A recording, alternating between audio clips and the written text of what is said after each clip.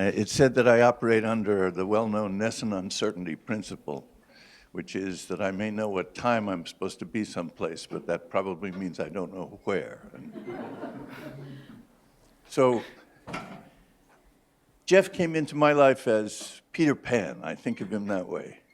He dropped in out of nowhere, and in a form that had a quality that is very Peter Pan-like.